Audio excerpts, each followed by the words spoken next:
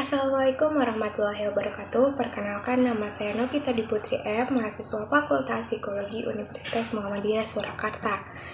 Nah, hari ini saya akan menjelaskan apa sih rekrutmen karyawan itu.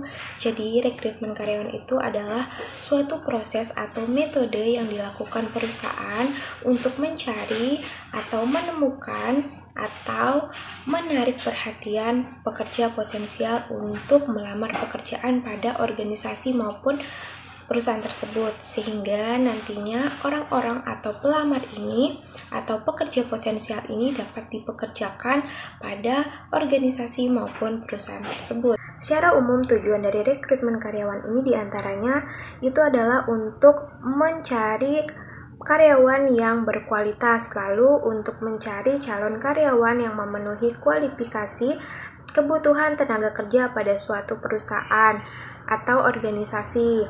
Nah, selanjutnya adalah untuk menentukan kebutuhan rekrutmen pada suatu perusahaan ataupun organisasi di masa sekarang maupun di masa yang akan datang. Nah, selanjutnya adalah sebagai pelaksanaan dari program perencanaan SDM, desain pekerjaan, dan analisis jabatan. Nah, lalu juga untuk membantu meningkatkan keberhasilan proses seleksi dengan mengurangi pelamar yang tidak sesuai kualifikasi. Dan yang terakhir adalah tidak kalah pentingnya untuk menghindari diskriminasi secara sengaja maupun tidak sengaja terhadap kelompok yang kurang terwakilkan seperti perempuan. Adapun tahapan rekrutmen menurut Armstrong 2006 itu ada beberapa hal. Yang pertama adalah menyusun rencana rekrutmen, kualifikasi yang dibutuhkan.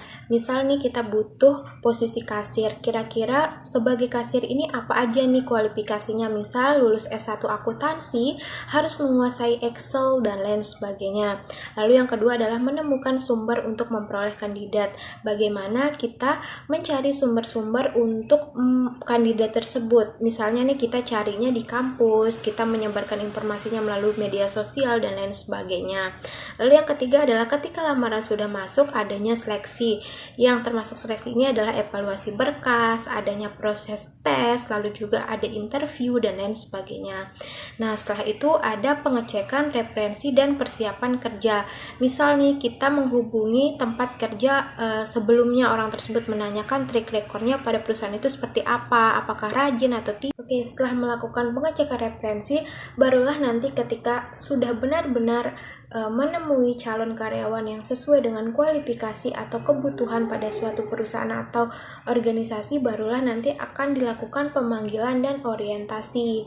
Nah, begitu kira-kira teman-teman yang bisa saya sampaikan. Kurang dan lebihnya saya mohon maaf. Terima kasih. Wassalamualaikum warahmatullahi wabarakatuh.